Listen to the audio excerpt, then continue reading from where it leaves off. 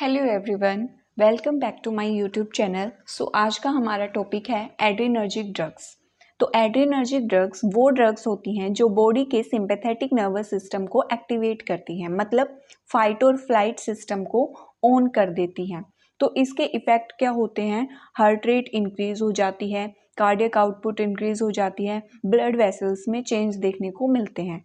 ठीक है, तो सिंपैथेटिक नर्वस सिस्टम जो होता है वो एक इमरजेंसी सिस्टम होता है जब तुम डर जाते हो या फिर भाग जाते हो।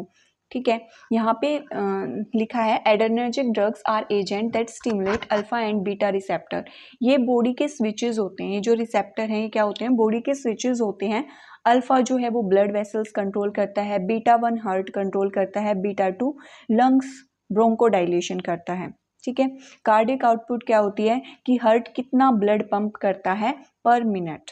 ओके, सो एड्रेनर्जिक ड्रग्स जो होती हैं वो अल्फा एंड बीटा रिसेप्टर को स्टिमुलेट करती हैं और सिंपैथेटिक नर्वस सिस्टम की तरह काम करती हैं, जिससे क्या इफेक्ट प्रोड्यूस होते हैं? हार्ट रेट इंक्रीज हो जाती है, कार्डियक आउटपुट इंक्रीज हो जाती है एंड वेस्कुलर चेंज देखने को मिलते हैं। Adrenergic drugs for CHF congestive heart failure. Adrenergic drugs जो हैं कौन सी हैं CHF के लिए? तो adrenergic drugs used in CHF are those that stimulate beta 1 receptor in the heart, increase cardiac output and improve circulation. CHF में क्या होता है? हार्ट वीक हो जाता है, प्रॉपरली ब्लड पंप नहीं कर पाता। इसमें क्या चाहिए? हार्ट की पावर इंक्रीज करनी होती है, इसलिए क्या करते हैं हम? बीटा 1 रिसेप्टर को स्टिमुलेट करते हैं ताकि हार्ट जो है वो स्ट्रॉन्ग पंप करे। ओके, नेक्स्ट है इसकी क्लासिफिकेशन। फर्स्ट है बीटा 1 सिलेक्टिव एगोनिस्ट। एगोनिस्ट क्या होते हैं? ये ऐसे ड्रग और सब्सटेंस होते हैं जो क्या करते हैं? रिसेप्टर को स्टिमुलेट करते हैं। और एंटागोनिस्ट क्या होते हैं? जो रिसेप्टर को ब्लॉक करते हैं। एगोनिस्ट जो स्टिमुलेट करते हैं, एंटागोनिस्ट जो ब्लॉक करते हैं। Mainly increase heart contractility. ये जो बीटा 1 सेलेक्टिव एगोनिस्ट ड्रग होती हैं ये हार्ट की कॉन्ट्रैक्टिलिटी को इंक्रीज करती हैं। एग्जाम्पल इसमें आ जाएंगे हमारे डोब्यूटामाइन, dopamine. Non selective beta agonist, ये बीटा 1 और बीटा 2 दोनों रिसेप्टर्स पे काम करती हैं। इसका एग्जाम्पल आ जाएगा आइसोप्रोट्रिनोल। नेक्स्ट है हमारा mixed alpha plus beta agonist. इसमें क्या होता है? ब्लड प्रेशर इंक्रीज हो जाता है, कार्डियक आउटपुट इंक्रीज हो जाता है। इसमें एग्जाम्पल आ जाएंगे ड्रग्स के नोर एपिनेफ्रिन एंड एपिनेफ्रिन। नेक्स्ट है डोपामिनर्जिक एगोनिस्ट। इसमें एग्जाम्पल है डोपामिन। इसके फंक्शन क्या है? ये किडनी ब्लड फ्लो को इंक्रीज कर देता है और कार्डियक आउटपुट को इंक्रीज कर देता है। नेक्स्ट है एक्सप्लेनेशन ऑफ CHF ड्रग्स। अब मैंने जो ये ड्रग्स हैं इनको एक्सप्लेन किया है। फर्स्ट है हमारी डोब्यूटामाइन, जो बीटा 1 सिलेक्टिव एड्रेनर्जिक एगोनिस्ट की ड्रग है। एगोनिस्ट मैंने बता दिया, यानी कि ये ऐसे ड्रग और सब्सटेंस होते हैं जो रिसेप्टर को स्टिमुलेट करते हैं। तो इसका मैकेनिज्म ऑफ एक्शन क्या होगा डोब्यूटामिन का? ये स्टिमुलेट करती है बीटा 1 रिसेप्टर को हार्ट में। ठीक है, और उसके बाद क्या होता है? इंक्रीज हो जाता है हमारा CAMP। CAMP क्या होता है? Cyclic adenosine monophosphate. फिर क्या होता है? हमारा कैल्शियम जो है वो इंक्रीज हो जाता है। इससे क्या होता है? मायोकार्डियल कॉन्ट्रैक्टिलिटी जो है वो हमारी इंक्रीज हो जाती है। फार्माकोलॉजिकल एक्शन क्या होंगे? पॉजिटिव इनोट्रोपिक इफेक्ट देखने को मिलेगा, यानी कि जो हार्ट की कॉन्ट्रैक्टिलिटी है वो इंक्रीज देखने को मिलेगी, इंक्रीज हार्ट रेट इंक्रीज देखने को मिलेगी, कार्डियक आउटपुट इंक्रीज हो जाएगा। फार्माकोकाइनेटिक्स क्या होगी? ये रैपिड ऑनसेट में काम करता है, 1 से 2 मिनट लेता है अपना एक्शन शो करने में, शॉर्ट ड्यूरेशन होता है, IV दिया जाता है और लीवर में मेटाबोलाइज्ड होता है। इंडिकेशन इस ड्रग्स का यूज़ हम कब कब करते हैं? एक्यूट CHF में, एक्यूट कंजस्टिव हार्ट फेलियर में करते हैं, कार्डियोजेनिक शॉक में करते हैं। डोजेस में हम देते हैं 2 to 20 mcg पर kg पर मिनट। रूट हम इंट्रावेनस देते हैं। एडवर्स इफेक्ट इसके क्या हो जाएंगे? टैकीकार्डिया हो जाएगा, एरिथमिया हो जाएगा, इरेगुलर हार्ट बीट। नेक्स्ट है डोब्यूटामाइन की जो कॉन्ट्रा इंडिकेशन है वो क्या होती है? फर्स्ट है हाइपरट्रोपिक कार्डियोमायोपैथी। इसमें हार्ट की मसल्स जो हैं वो क्या हो जाती हैं? एबनॉर्मली थिक हो जाती हैं। नेक्स्ट है सीवियर हाइपरटेंशन। इसमें क्या होता है? हाई ब्लड प्रेशर हो जाता है। टॉक्सिसिटी क्या होगी? एक्सेस कार्डियक स्टिमुलेशन, यानी कि जब हार्ट को नॉर्मल से ज़्यादा स्टिमुलेट कर दिया जाए तो फिर क्या हो जाता है? एरिथमिया हो जाता है, यानी कि इरेगुलर हार्ट बीट हो जाती है। नेक्स्ट है हमारी ड्रग डोपामाइन। ये क्या है? डोज डिपेंडेंट एड्रीनर्जिक एगोनिस्ट होती है, मतलब डोज चेंज करो तो इफेक्ट चेंज हो जाता है। यानी कि लो डोज देंगे तो उसका इफेक्ट अलग होगा, मॉडरेट डोज देंगे तो उसका इफेक्ट अलग होगा, हाई डोज देंगे तो उसका इफेक्ट हमें अलग देखने को मिलेगा। फर्स्ट है लो डोज। इसमें क्या है? D1 रिसेप्टर जो है वो एक्टिवेट होते हैं, यानी कि किडनी में ब्लड फ्लो क्या हो जाता है? इंक्रीज हो जाता है। उसके बाद क्या होता है? रीनल वेसोडाइलेशन हो जाती है, किडनी वेसल्स जो है वो ओपन हो जाती हैं, यूरिन फॉर्मेशन बेटर होता है।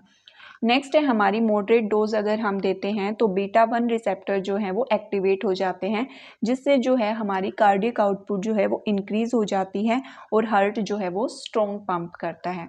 नेक्स्ट है हाई डोज। अगर हम हाई डोज देते हैं तो अल्फा 1 रिसेप्टर एक्टिवेट होते हैं, जिससे इफेक्ट क्या होता है? वैसो कॉन्स्ट्रिक्शन हो जाता है, ब्लड वेसल्स नैरो हो जाती हैं और बीपी क्या हो जाता है? इंक्रीज हो जाता है।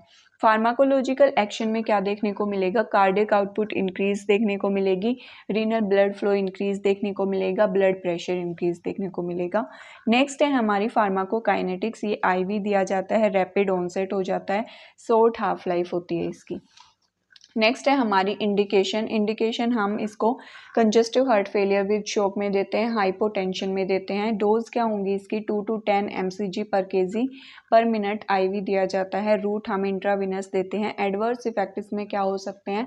Tachycardia, hypertension, arrhythmia. Contra indication में हमें फियोक्रोमोसाइटोमा देखने को मिलेगा। फियोक्रोमोसाइटोमा क्या होता है? ये एक ट्यूमर होता है जो ऑलरेडी कैटिकोलामाइंस को इंक्रीज करता है। नेक्स्ट हमें देखने को मिलेगा एरिथमिया, इरेगुलर हार्ट बीट देखने को मिलेगी। टॉक्सिसिटी में क्या हो सकता है? सीवियर हाइपरटेंशन हो सकता है, टिश्यू नेक्रोसिस हो सकती है, टिश्यू डेथ होता है जिसका मतलब। नेक्स्ट है adrenergic vasodilator drugs. Adrenergic vasodilator drugs क्या होती हैं? ये वो ड्रग्स होती हैं जो बीटा 2 रिसेप्टर को स्टिमुलेट करती हैं ब्लड वेसल्स में, जिससे स्मूथ मसल्स जो हैं वो रिलैक्स हो जाती हैं, फिर वेसोडाइलेशन होता है और पेरीफेरल रेजिस्टेंस जो है वो डिक्रीज हो जाता है।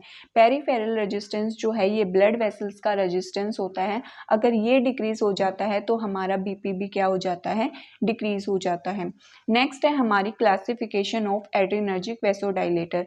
इसमें फर्स्ट आती है नॉन सेलेक्टिव बीटा एगोनिस्ट। मैंने लास्ट वीडियो में भी बताया था, नॉन सेलेक्टिव का मतलब होता है जो मल्टीपल रिसेप्टर्स पे काम करे, और सिलेक्टिव का मतलब होता है ऐसी ड्रग जो सिर्फ एक ही रिसेप्टर पे काम करे। तो नॉन सेलेक्टिव बीटा एगोनिस्ट जो है वो बीटा 1 और बीटा 2 दोनों रिसेप्टर्स पे काम करती है, और जब ये बीटा 2 रिसेप्टर पे काम करती है तो स्ट्रॉन्ग वेसोडाइलेशन देखने को मिलता है।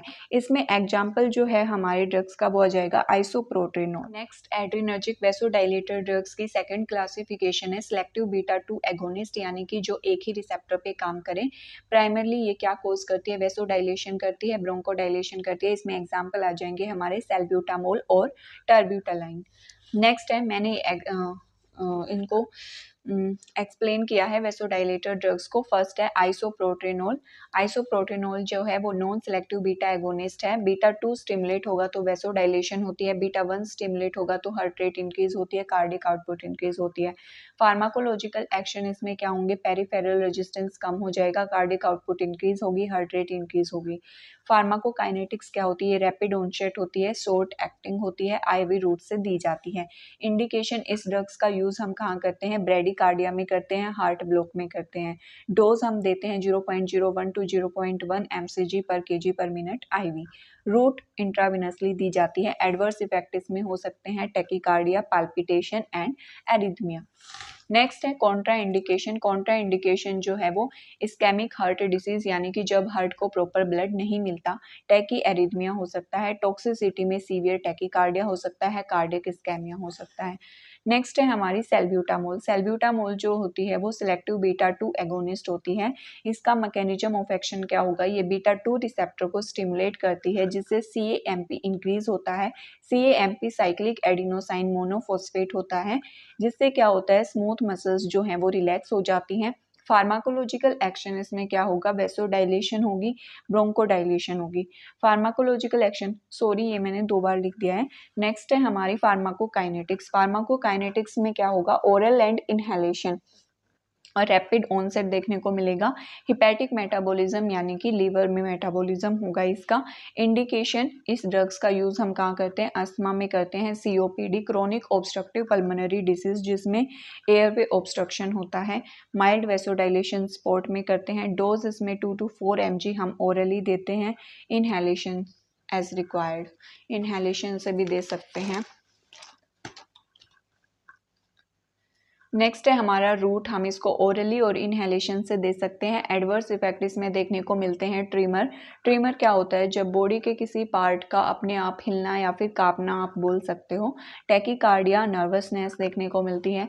कॉन्ट्राइंडिकेशन, कार्डिक एरिथमिया, हाइपरथायरॉयडिज्म यानी कि जब थायराइड ग्लैंड ज़्यादा हार्मोन बना देता है। टॉक्सिसिटी, हाइपोकैलमिया, हाइपोकैलमिया क्या होता है, ब्लड में पोटेशियम का लेवल कम हो जाना। सीवियर टैकीकार्डिया हो सकता है। Thanks for watching.